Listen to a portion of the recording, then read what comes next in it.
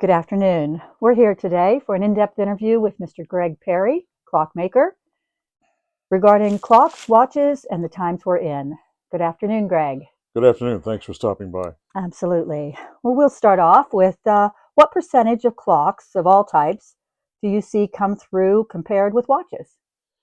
My particular shop, because I revere clocks much more, probably 20% watch and 80% clock. Yes. And of that, additional breakdown, these reproduction clocks, 20, 30 years, the Howard Miller types with the German mechanisms, uh, that's probably 50% of what I'm doing right now. And to my chagrin, but I prefer to do the 18th or 19th century tall clock or older if possible. But they just, and this is an area blessed with a lot of these clocks, but they just don't seem to find their way to me. Well, that's Uh, unfortunate. and I believe it's the individuals that have them. A lot of people have clocks that just don't run, and they're happy to maintain it that way. Hmm. Could you briefly explain for us these different types of timepieces, the mechanical versus the quartz versus smart? Oh, so we're talking about we're in watches now. Well, the mechanical are always revered. Um, and the watch has been around since around 1500, so it's been around a long time. um, we've had a heyday, and we're still probably riding very high with some makers in Switzerland, and particularly in Paris. And that could be for another video. But you know we've kind of hit an ultimate pinnacle of timekeeping with mechanical watches. um, then you go to the quartz watch, and unfortunately we could take an examples like a Rado.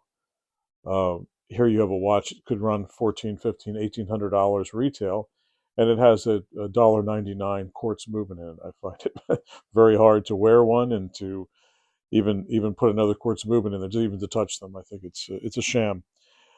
And the smartwatches don't even register with me. I don't understand what they're for. I mean, time is all around us. It's just another excuse to put a computer on your body. Maybe we should just bury computers in their back of our necks or something. And so, And why would someone prefer one type over the other, other than cost or? well, the real aficionado is obviously collecting or trying to maintain from probably from a bequest situation, a mechanical watch that's been in the family for many years. Um, and anywhere from, my God, you see 1950, 1940 Timex, which are highly collectible. No laughs out there, but a Timex, an old Timex, made extraordinarily well. Not great timekeepers, but not bad timekeepers also. And right up to the modern day Rolex. But again, the Rolex is just a mass produced thing. It's like to me, a Rolex is something like a Korean car, a Hyundai or a Kia car automobile. And because unfortunately Rolex a number of years ago started producing their mechanisms within their watches in China. So any of you out there who bought a Rolex in the last 10 years, it's a new one, chances are you do have a Chinese mechanism in it. And that's very degrading. To pay $10,000 or more for something with a Chinese movement that probably runs 35 bucks. But that's what you do, because we all have to figure that Rolex is a huge supporter of tennis and motorsports around the world, and they have to offset that, offset their cost. So, but Well, staying on the topic of movements and mechanical movements, what distinguishes a truly well-made mechanical movement from an average one? um, type of brass used, bronze, bronze, brass, the type of materials used in general is going to dictate it. But precision, um, well performed task in building those movements, whether we're talking about a watch or a clock, uh, you find more precision type, thicker plates with regulator clocks, particularly going into the 19th century with regulators.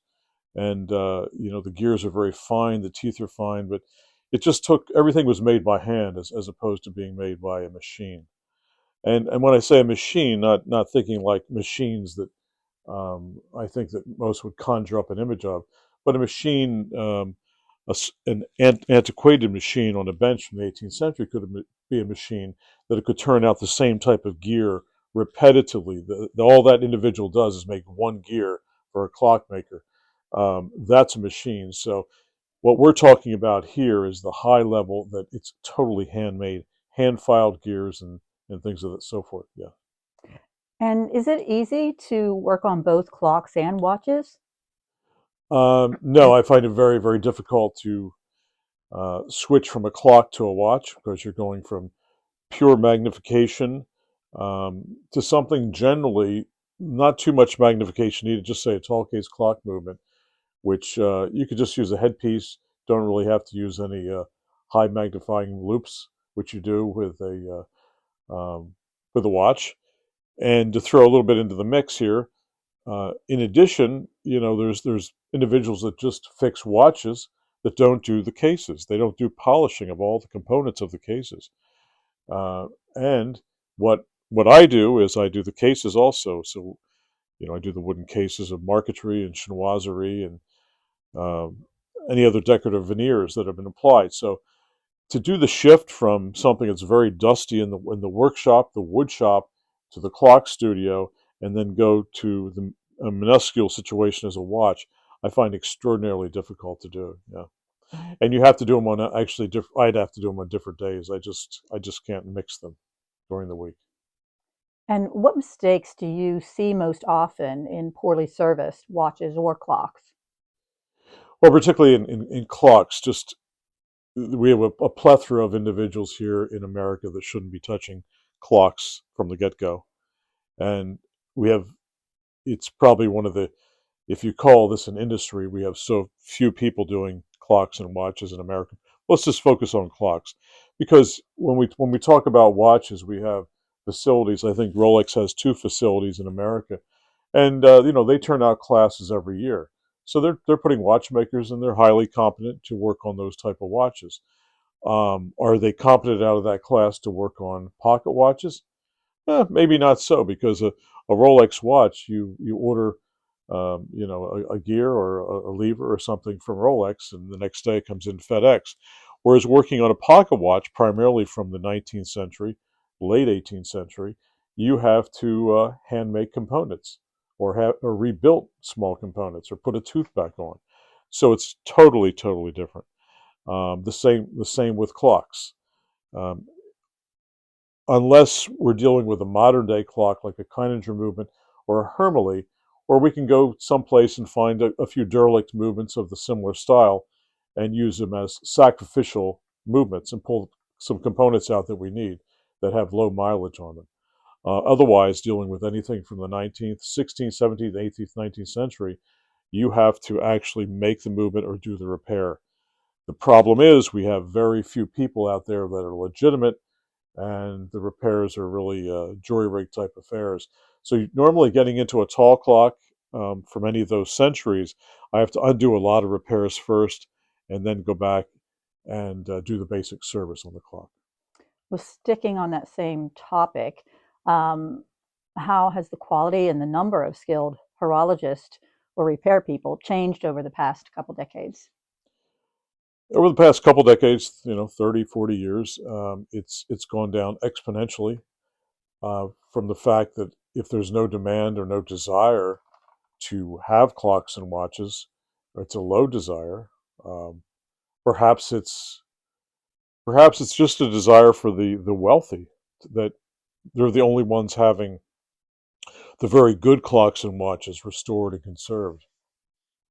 Whereas we have this just crazy dichotomy of the people that own these cheap Howard Miller clocks, and but that brings us into another situation where a lot of my contemporaries will, when somebody brings a Howard Miller clock in, 40 years old, never been serviced, literally worn out. Maybe not so much, but just could be just bushings and, maybe something else, a snail or some edges have been worn down, that it won't go into strike. My contemporaries will tend just to throw the movement out and buy a new one. I absolutely refuse to do that. It's totally unethical. It's like putting a Ford motor in your Chevy. You just don't do it. You're there because you can fix things, you repair things, you restore things, and it's the easy way out. It's the easy way to make a buck. And there's a lot of my colleagues out there that really downplay their reputation by taking on this kind of work and just replacing mechanisms. Mm. Now, to switch a little bit to the topic of the type of clients that you um, have your clients changed during your career? Yeah, drastically. When I was in my late 20s and 30s, my clients were probably in their early 60s to 90s. And I often tell people when I speak that they taught me so much because the clocks that they have, they were very vested in. They knew all about them. They knew all about their origins, the makers. They were scholars in their clocks, whether it be one or 30. And so my clients did have that many clocks. But unfortunately, in the last 15 to 20 years, it's segued into those clocks getting into the hands of very dangerous people. The dangerous people are their children or their grandchildren. And we're in such a disposable society today, nobody wants to fix anything. But if they get the urge to fix these clocks, to make them run, and we're saying fix because their parents or their grandparents weren't there to fix them. They were there to maintain a high level of quality and runnability of those clocks. The individuals today, if they want to fix one of these clocks that have been passed down through the family, they want to do it on the cheap, and they're always counting pennies. So they're for the most part the generalization of no one I really enjoy working for. They're for the most part a good part of my clientele, 40, 50, 60% are just qualityless people, and they're just disposable minded individuals. So I backed off considerably from doing a lot of those commissions because it's those kind of people you get involved with are not just cutting corners on that clock, but their lack of quality runs through their entire veins of their body, and they don't know how to operate it, they don't know how to adjust the time, and if it gets out of beat, so it's just a mess, and they're not the kind of people you want to get involved with. So I try to avoid them at all costs now. So Well, that is so hence unfortunate. hence I've yeah, but I've cut the work back, and at times I'll pick up more furniture to compensate for those low end individuals coming in with those type of clocks. And the interesting thing is, the low end individual tends to come in with a low end kind of clock, and it has nothing to do. We're not talking about Connecticut clocks here, but we're talking about cheap, grand merchandise clocks, all out of commercialism in the last 40, now 50 years. Yeah. When you touched on this briefly on my next question, but what is the extent of your clients' working knowledge of the clocks that they bring in for repair? Yeah, I think we just did touch on it. It's virtually nothing. I could fall over. I can't believe it. I mean, I have clients that come in. They call the pendulum the weight, and the weights. He said my clock has three pendulums. So you got to be serious, man. With all the information exposed to you at the tip of your fingers on your phone or your computer, and I don't know. So being a little bit harsh here, but this is reality. This is not harshness. This is reality, and this is how we're living today. So unfortunately, I had a mission when I started this to conserve and to restore to the highest quality. And I've traveled all over the world the last 20 years to get degrees at the British Horological Institute, Wesleyan College, and the NAWCC School of Horology to give our historical materialism and timekeeping the highest level of restoration. And then I get faced with a totally different world of mass produced big box store type clocks coming in. So anyway, that's where we are today. Let's bring you around to another topic as far as the value of clocks and watches, and has it fluctuated much over the years? Yeah, it's considerable, and it's hard to imagine that I pull into a development that I'm there to look at a clock, and I'm looking at a five, six, $700,000 house, and a couple newer cars out there, probably 70, 80, 90. BMW, Mercedes sitting there, sometimes a Ferrari or two, and you go in there, and there's not a stick or a lick of piece of furniture worth anything over $10 in the whole place. And here is this clock that probably has a value of $100. Again, we're back to a Howard Miller clock. So, but I think the question was, has value changed? Am I correct or Correct. correct? Um, yes. So the value of even the better clocks of all clocks, because of the qualitylessness of the individuals that own them or have bequested them, um, and it's so drastic, it's almost exponential. So a clock that's sold somewhere around 2000, let's say a British tall clock, a maker I follow considerably. Um, I know someone who bought one for $12,000, and he only made about 15 in his lifetime. That was a fairly low production for a British clockmaker, but nevertheless, 20 years later, that clock is selling for eight, 900, $1,000. I've seen three other versions of that clock by the same maker. So it's telling you the just incredible drop of value. Is it worldwide? Absolutely worldwide. We live in a qualityless situation today. It doesn't matter if we're in France, we're in Italy, we're in England. Um, Obviously, here in America, the value of the American clocks is a little bit better.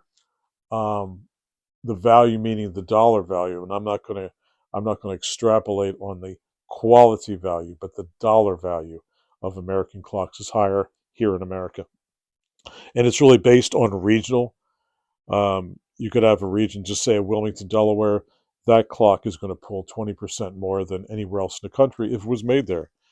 Um, and even it works on a statewide level too. So if you have a clock made in, say, in the state of Pennsylvania, as opposed to in the state of South Dakota, it's going to be a 20% up in Pennsylvania if it's bought or found at an auction there. But the bottom line is these things have plummeted in price, and when people buy these, uh, I was once telling about how it used to be a Israel. I was talking with the Don Sack. Uh, And Don Sack has a series of books out on furniture and Good, Best, and Better, and some other ones. And the Philadelphia 5 drawer chest, the typical, the quintessential with bracket OG feet, quarter columns, 34 inches wide. It is tiny as far as width goes, but it is proportionally perfect. Um, they still come up at auction, maybe 7, 8, 10 a year. And I've had clients that purchase them, say, oh, that's a nice chest. I think I'll purchase it, throwing Craftsman tools in his garage. And when I get to it, I'll do a refinish job on it. So with that devalue comes a devalued mind of how to maintain things and how to restore things. So they have no respect when you're buying something much cheaper than not. Well, more specifically to a tall case or grandfather clock, is it a good time to purchase a tall case clock? And are there better auctions to look for either purchasing or selling? Yeah, it's an excellent time to get a grandfather clock if you like the English, British, or French variety. Uh, Prices, I'm just waiting to hit bottom on prices, and I've been watching this go down for the last 25 years. I don't think it's there yet. So I mean, you can get a good Scottish tall clock or British tall clock for $300-400, which used to cost around $3,000, and the same for the American clock. But there's a few makers in America, as in England, that get blown up well out of proportion. And then when people with a few extra dollars in their pocket hear about it, then they'll tango at auctions and put something well up into the six figures, if that's what it is. But it only takes somebody out there, and auctions are funny because when the auction house uses certain words and their description is rare, and one of just a handful that a maker made, and it can put everything up 20, 30, 40%. So a lot has to do with the auction house and the auction house it's at too, the reputation of that house. You could take a similar clock at a firehouse auction on a Saturday afternoon, and the same clock, the same maker, going to Sotheby's, and that auction clock could go for maybe $300-400. And if it went with the Sotheby's approval saying that they think it's a decent timepiece, it could go in the $5,000 to $10,000 range. So anywhere from 3 to 4 to up to $10,000. Quite a spread. So to say that one house has it over another, and the big houses are Sotheby's, Bonhams, um, and we have some up and coming houses now that Christie's. We'll throw Christie's in there, but like Doyle of New York, and they're the international houses, and then you have your regional houses, which is Pook and Pook over in Pennsylvania, and they're a lot more Americana based. So you'll find your better values there. So that helps to where you should take your clock too, to what specific auctions should be looked into to get the best value out of your clock for sale. Interesting. And along those lines of the value of clocks or watches, does the Antiques Roadshow provide legitimate information for viewers for clocks and watches? No, it's very bogus stuff, and it's all cinema. It's all gadgets and gizmos. Like people buy new cars today, they get rid of their car every couple of years because it flips upside down or something. So that's the kind of affair that the Antiques Roadshow is, and it's just meant for good entertainment. But that's not the core reason. It's almost like our government today. What's the core reason it's doing certain things? And the Antiques Roadshow is that it brings a lot of antique dealers in, these quote experts, and I'm not saying they're not experts, but they're slicker than slick. So they're there to say, "Hey, I'm coming to your town, 5 Fridays from tomorrow." They show up at your town, and you have a couple hundred people out in the parking lot with stuff, and a lot of the good stuff never makes it, or for the duration of the American Antiques Roadshow, never makes it to the screen. It's bought with rolls and wads of cash right in the parking lot, and telling Mrs. Jones that it's pretty good, but it's not going to make the cut to get on TV. But I think I have someone I could buy, and I think you would be really happy. And they look at this guy as the expert. They believe him. They take the money, and they get bamboozled in the parking lot.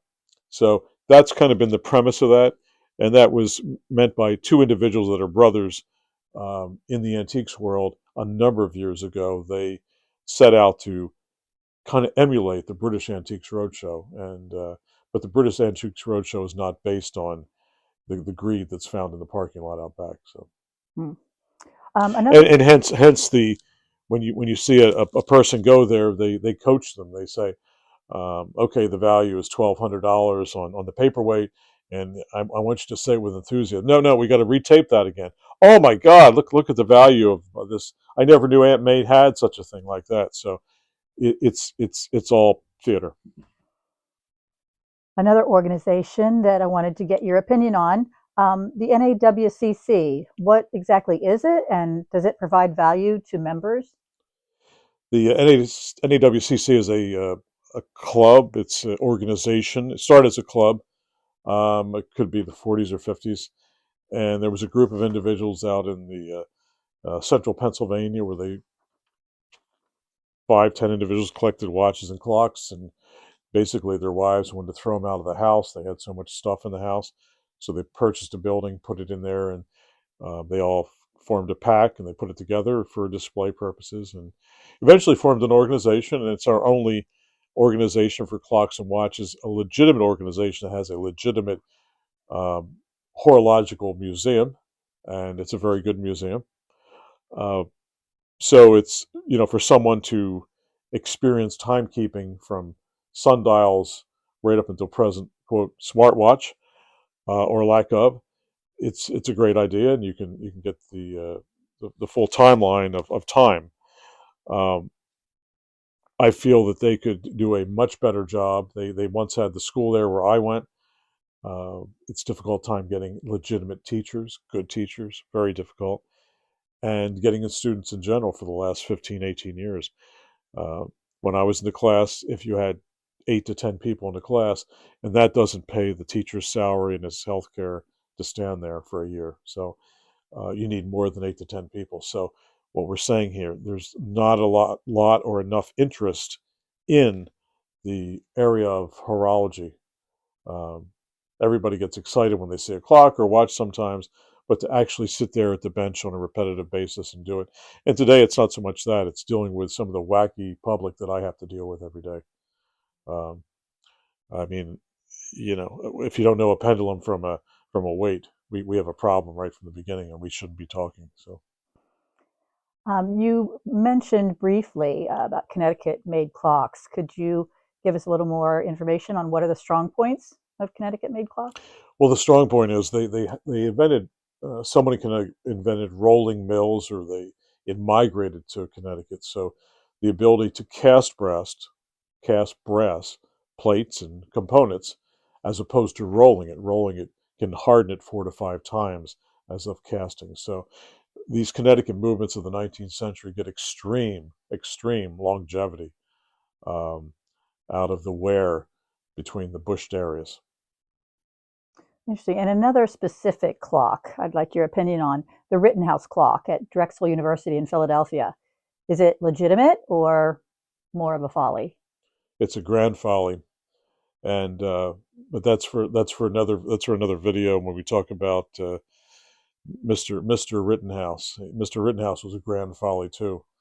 Mr. Rittenhouse has a lot of followers. He's the one that supposedly made that clock. And from our quick, pointy perspective here, there's no legitimate information anywhere.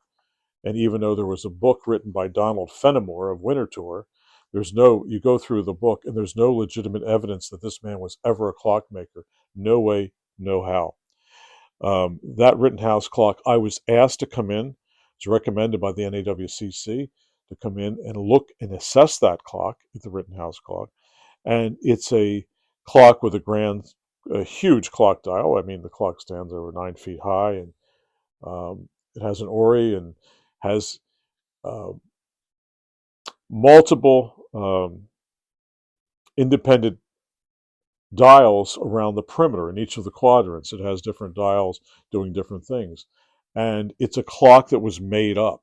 It wasn't made specifically. You can almost see where, if you understand, John Harrison and the longitude problem, he started with his first clock movement, and he saw the problem, and instead of going back and re-engineering the clock from almost new, he starts to compensate for that problem, and that problem is still inside of the clock, but he got over that problem, and he's to another phase to make the clock more accurate. So it's almost like the Rittenhouse clock. I mean, so these things were added. Maybe they started with a clock dial, then they added an Ori, and then they said we're gonna add musical tunes to it, and we're gonna do this and that.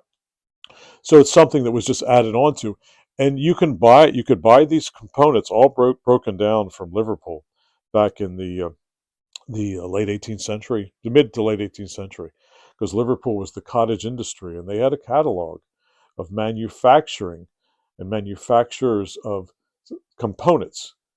If you want to add a peal of bells, you want to add a chime barrel to these clocks, and that's what happened with that Rittenhouse clock. So um, it's interesting because it's so unique, but if it's something that wasn't kind of conceived as new and put together all as one instead of just adding, it's like taking a car and making a hot rod out of it and putting different wheels and different hood scoop on it. So that's what they did with that clock. So Hmm, interesting. I wanted to wrap up with one more question for you on your opinion. What are your preferences of clocks to work on or possibly not work on? well, my preference is the 18th century tall clock because of its innate tall beauty. To me, it replicates the human figure with a brain, and they can have beautiful dials. They can have brass dials, painted dials. The hands are masterpieces in themselves, and the mechanism itself, you know, can be multifunctional, not just timekeeping. So, and the case, so the beauty of the case. So put that in, and that's my preference. Um, but I do like my choice of wood is old walnut, English walnut in a case. It's warm, it's romantic. This toffee chocolate box color that it's reminiscent of that the British are famous. So you can't fake patina, and that patina over almost 300 years is just marvelous to look at. It's again, it's very warm. And then you have the chinoiserie and the gilding on certain cases and the marquetry. So the tall case clock, second to none. The American tall case clock I'm not as excited about because there's been so much faking done on those. The Americans like their tall case clocks nice and dirty, and the antique dealers have created that persona. So it's easy to fake and to add things and to subtract things to fix things on American clocks because everybody says, is it an old finish? Is it a dirty finish? What kind of finish is on there? Oh, I think I'll bid on that then. And it puts the value up. So quite different from the British clock that wants to come out looking almost like the day it was when it came out of the workshop in 1710, but maybe with a little bit of patina.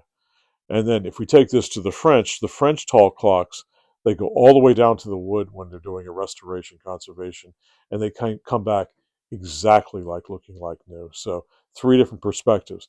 The clocks that I don't recognize, 400-day clocks, these Le Couture clocks from, it's a French name. It's dealing with barometric pressure uh, and the 400-day clocks. So there are a couple of them I stay away from. And, some of the Black Forest clocks, I've been doing the wooden clock movements for about 15 years. I don't take any more of those in. They're full of problems. And it's not so much the clock is the problem once it's restored, but the owners, a lot of the owners that do those bring them in. They want to run them full time, and it's just not highly recommended because there's too many things to go wrong with those clocks.